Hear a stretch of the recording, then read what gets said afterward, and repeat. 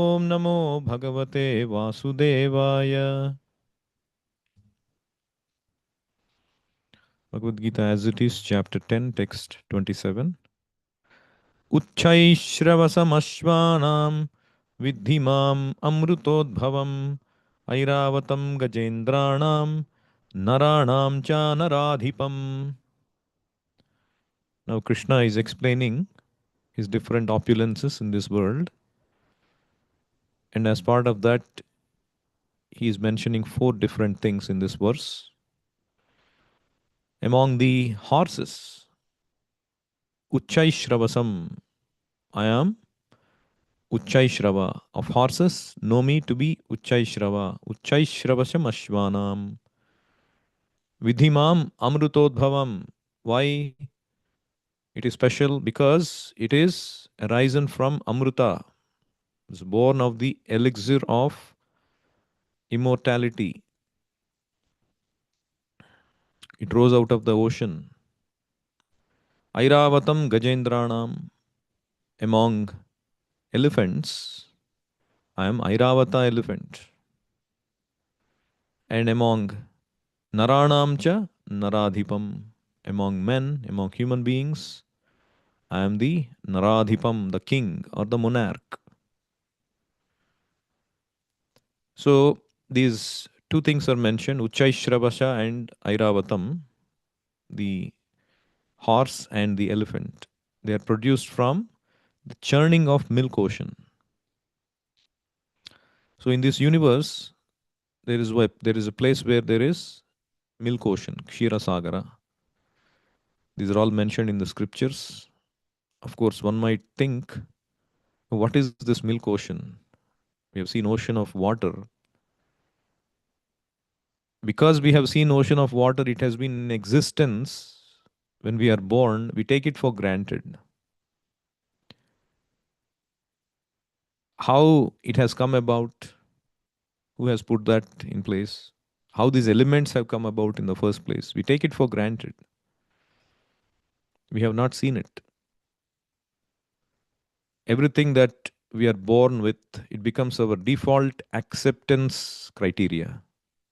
Okay, this is how it should be. If I am born in this environment, this is natural. But somebody from other planetary systems, they may come alien and he might think, oh, this is completely unnatural for him. So we have to take the scriptural words. This is called Shruti. Shruti means hearing. Just like before I was born, I haven't seen my father.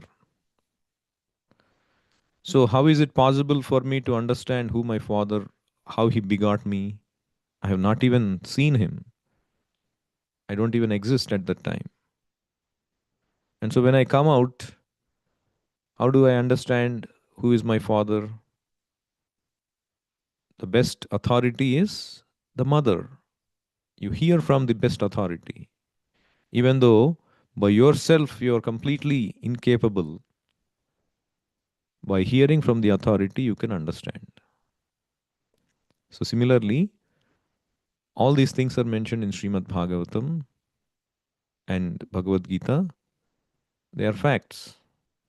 We are accepting from Krishna, the Supreme Personality. We are accepting from the Acharyas who are representing Krishna, who are just transmitting this knowledge as it is without any defects.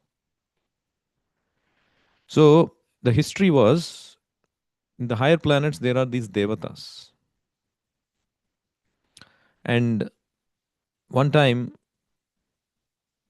they had to go to Brahma, and then together they go to Vishnu. Why? Because they were cursed by Durvasa Muni and they lose all the powers and they lose to the demons. So if one thinks the heavenly planets is all happy and enjoyment, no. Even the demigods, they have to struggle, they have to put up with so much of struggle. And fortunately, when they fall in trouble, they approach their authority, who is Lord Brahma. And if he cannot solve it, they all go to Lord Vishnu, who lives in the Dhruvaloka on the Milk Ocean. And so Lord Vishnu gives them an idea. Why don't you churn this ocean of milk? It will eventually produce nectar. And when you have that nectar, you'll become sufficiently equipped and powerful. And then you can fight back the demons, the Danavas. And they go about doing that. But they need help of the Danavas to be able to do that. They cannot accomplish it together. So Lord Vishnu says, yes, you form a truce. You say that you also take nectar, we will also take nectar. We will share the nectar. And be ready for compromise. Because some things the demons will want, you might want to give it without trouble. Because ultimately we want the nectar. And so they heed to the instructions of Lord Vishnu. They go about churning the ocean. The Vasuki becomes the churning rope, and this Mandara mountain becomes the churning rod. And to stop it from collapsing, the Lord Himself becomes Kurma, and He holds this Mandara mountain, and top of it they start to churn. And anything which you want to do, accomplish a great task, there will be obstacles in the beginning. So much things to figure out, so much of troubles. It might seem insurmountable. So likewise, they first saw this Kalakota Visha, this horrible poison coming out. And it is burning and it is fuming, and everybody is dying out of its wrath. And they all go and approach Lord Vishnu. What should I do? What should we do? And Lord Vishnu says, you approach Lord Shiva. He is very merciful. He is very powerful. And when they approach Lord Shiva, he just takes the whole poison that is produced from the ocean into his palm. He makes it so dense, and then he drinks it and puts it in his throat. It won't so it won't go down, and his throat becomes blue because of that. That is why he is also called Nilakantha. Lord Shiva is called Nilakantha. Out of his mercy, he has done that. And and then they go on churning the milk ocean, and gradually things start to produce one after the other, the divine things.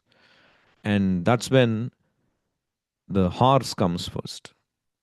Not first, but one of the things that come from the churning is a divine horse, which is called Uchchaishravasa. That is what Krishna is saying. Among horses, I am Uchchaishravasa, produced from the milk ocean. Uchchaishravasam Ashvanam. And that is taken by Bali Maharaj, who is the head of the demons. And the demigods become upset. How come is such a ferocious, beautiful horse? He's taken it. And then they remember Lord Vishnu's advice to be ready for the compromise, because ultimately you want the ultimate objective. Don't fight and don't be greedy for everything. And then they give it up, and eventually Airavata comes. Airavata is the elephant, and that one the demons they allow Lord Indra to take. So Airavatam Gajendranam. So that is how these two things they come. And as we know, eventually the nectar also comes in the end after so many things. And then we see how the demons, they take the nectar and run away, and Mohini avatar comes and, you know, snatches the nectar from them by illusory power and all of that. So, and then Uchaishramashmashvanam vidhimam amrutodbhavam airavatam gajendranam naranam cha naradhipam. Naranam cha naradhipam means among men I am the monarch. So that means a monarch is a representative of Krishna. The king is the representative of Krishna. The ruler of the government is the representative of Krishna. Unless they've got that blessing of Krishna, nobody can become that ruler or attain that position of power. The idea is that Krishna, he wants to govern the human beings with his representative. Everybody is needed in this society, just like we have this body, we need the head, we need the legs, we need the belly, we need the hands. Everything is needed. But if the head is not properly working, there is no sense of direction, there is no sense of purpose in what we do. If the hands are not properly protecting from dangers, then we cannot survive for long. Similarly, the belly has to be fed, the legs has to do the work. So the whole society, if it is considered to be a body, the Brahmanas are considered to be the head. Brahmanas, when I say, not necessarily by birth, importantly by qualification. Even if one is not born in a Brahmana family, if he's got the Brahminical tendency, Shamodamah tapah sautyam kshantir arjavam evacha gnanam vignanam astikyam brahma karma svabhavajam. Brahmana is identified by qualities. What are those?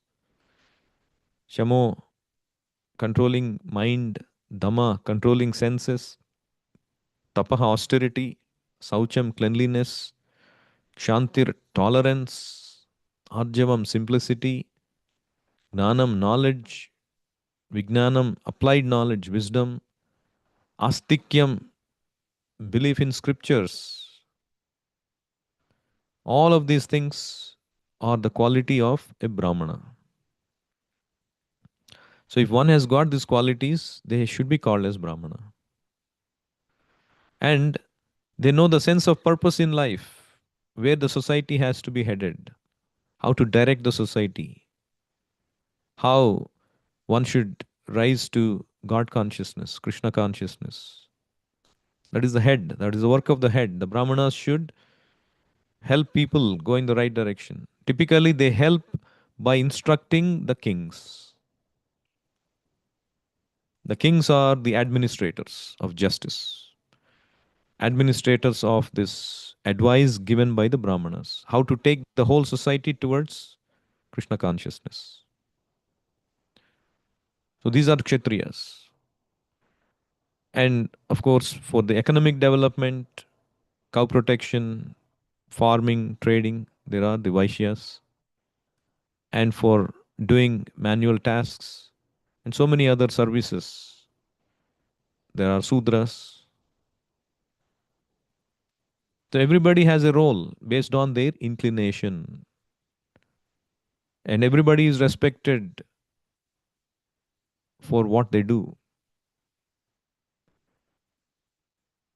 So the kings are needed, the ruler is needed, the monarch is needed, even though now the monarchy is gone because the kings, instead of being the representatives of Krishna, they became puffed up. They thought, I don't need to be obedient to God and these Brahmanas. I can do it myself. I know better. Like how there was this Vena, King Vena. In Bhagavatam, it is described. Even in those times, there were these corrupted kings. So this King Vena was a very powerful king, but not God conscious.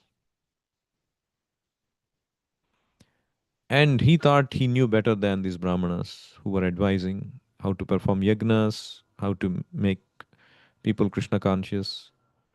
So he would not heed to the Brahmanas' instructions. He would not perform yagnas. He would be completely atheistic. And when the Brahmanas found that he was completely going off the charts, the Brahmanas, using their mantras, they actually killed him.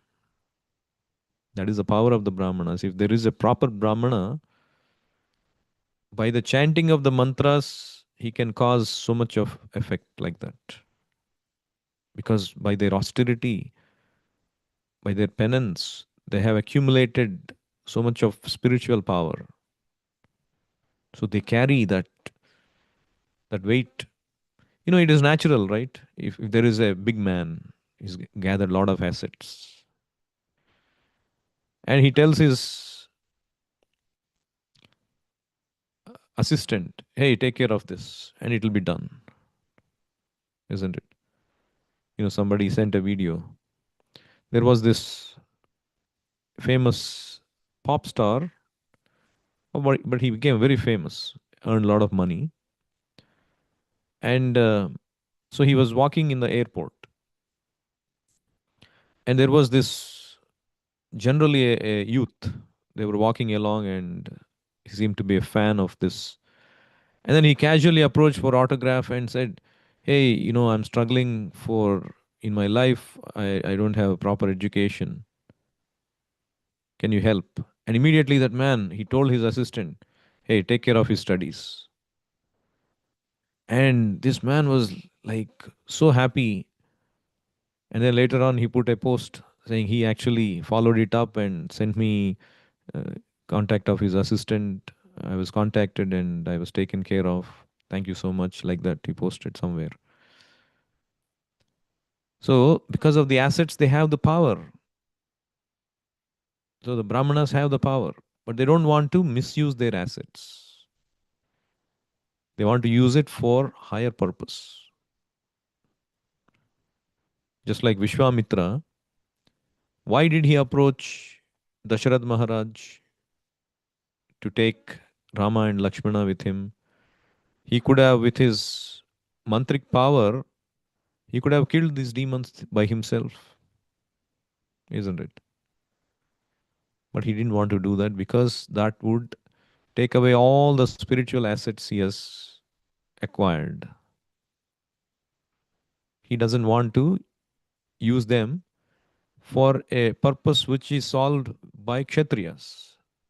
Just like a Aam Admi, for example, a ordinary human being. He does not take the law in his hands, right?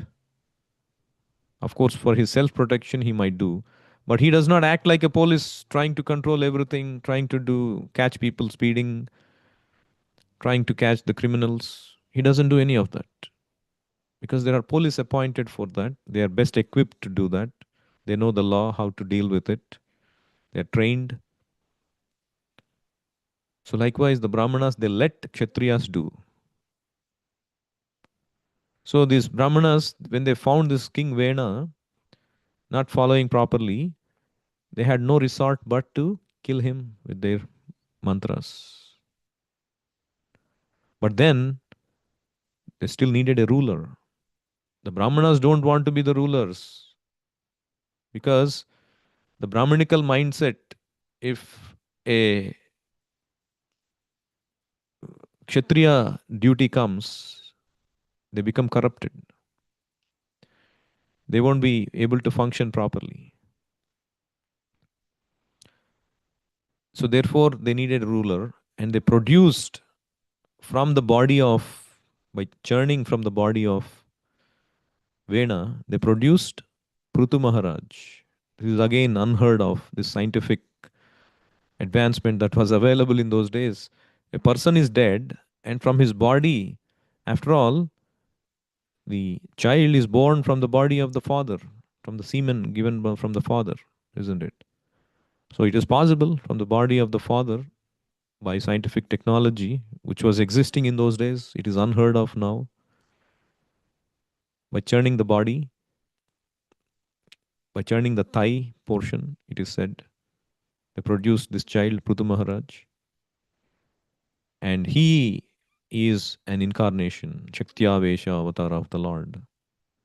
And he became the strong ruler, the Krishna conscious ruler, who brought back the state from chaos, who enforced law and order, who enforced following of Varnashrama.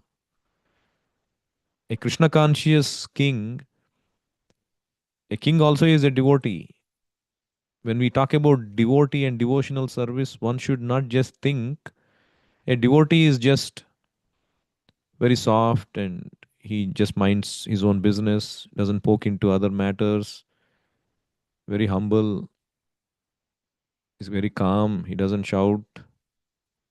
Of course, devotees can be like that.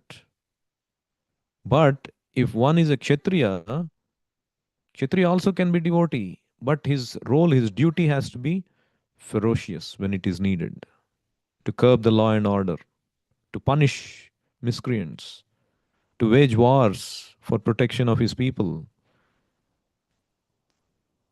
So the devotee can be from any background. We should not misunderstand. Not necessarily a devotee must be always Brahmana. A devotee can be Kshatriya like Arjuna in Bhagavad Gita. That means you can fight for Krishna, you can kill for Krishna, still you become transcendental. Just see the beauty of Bhagavad Gita, beauty of Krishna consciousness. Everything in this world, every duty in this world can be done in a transcendental way without becoming addicted or afflicted by the reactions of that work. You can be a politician, you can be a philosopher, you can be a teacher, you can be a housewife, you can be a military man, you can be a hairdresser, you can be a contractor, plumber, student. It doesn't matter who you are. As long as your duty is done for Krishna, even if it means very unpleasant work. Like Arjuna is thinking, why I have to do with this so much of unpleasant work, killing my own family members? People, we often think going out of comfort zone very difficult. I don't want to go. I don't want to do this. But when you put the stake for Krishna and do it, Krishna empowers you, Krishna blesses you. And you will see that that so-called uncomfortable zone is not really uncomfortable. You start to find pleasure. You try yourself. Anything that is holding back you today, you're not able to do, but you think you know that it is good for you.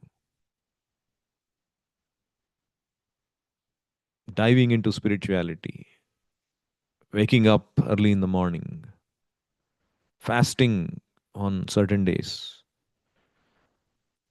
or going out distributing books, talking to people. Oh, people might reject. Like Arjuna is thinking, oh, I don't want to deal with all of this. But Krishna is saying, no, you have to deal with it. Because by laws of nature, if we don't voluntarily take austerity, if we don't voluntarily put ourselves in uncomfortable situations, by our karma, we'll be forced. Because sukha and dukkha has to be given to us. We cannot always get sukha. So involuntarily we'll be pushed into uncomfortable situations. So any duty you do for Krishna. So the Kshatriya can be a devotee. So Prithu Maharaj, he became the ideal king and he set things right. He ensured that everybody followed Varna and Ashrama. If somebody is claiming he is a Brahmana, he has to follow, otherwise, he'll be punished. If somebody is claiming, so today, the ruler has to be so powerful. If somebody is claiming they are, say, let's say, Christian or Hindu or Muslim, they have to follow. If the commandment says, thou shall not kill, they have to follow. The ruler has to ensure. Otherwise, don't pose yourself as something that you're not.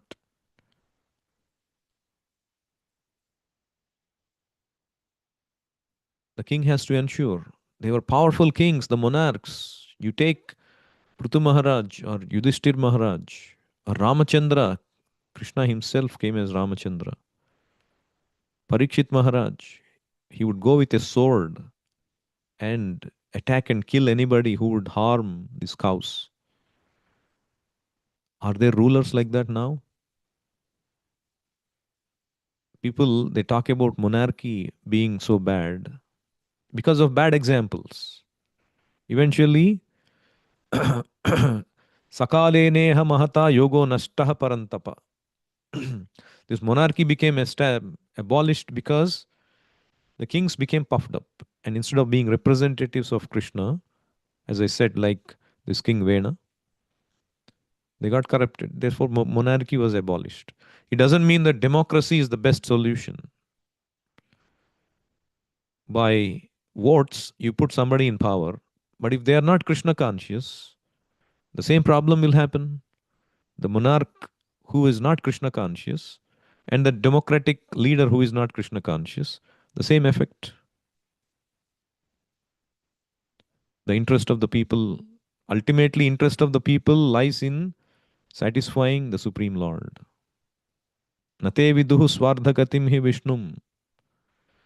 If we don't satisfy the Supreme Lord with yagna, if the society goes living in sense gratification, it's a society heading for disaster.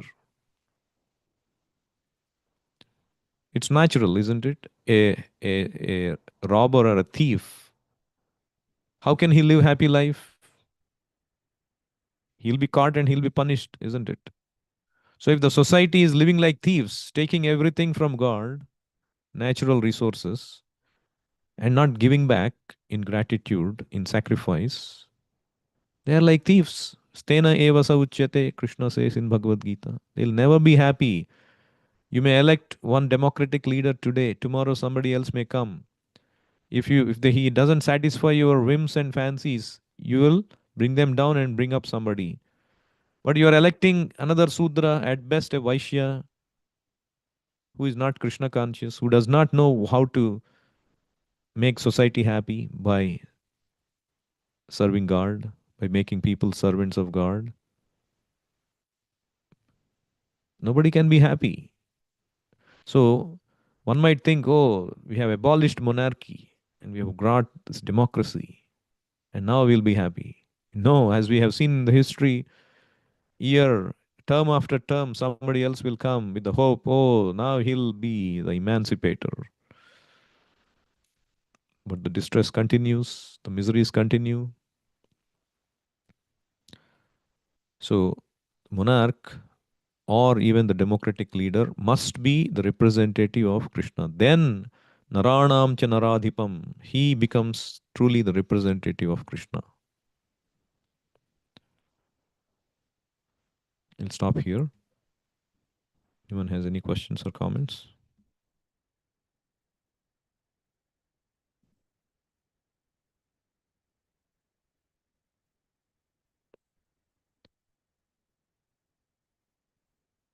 Bhagavad Gita as it is की जाए, शीला प्रभुपाद की जाए, निताई गौर प्रेमानंदे, हरि हरि बोल, हरे कृष्ण.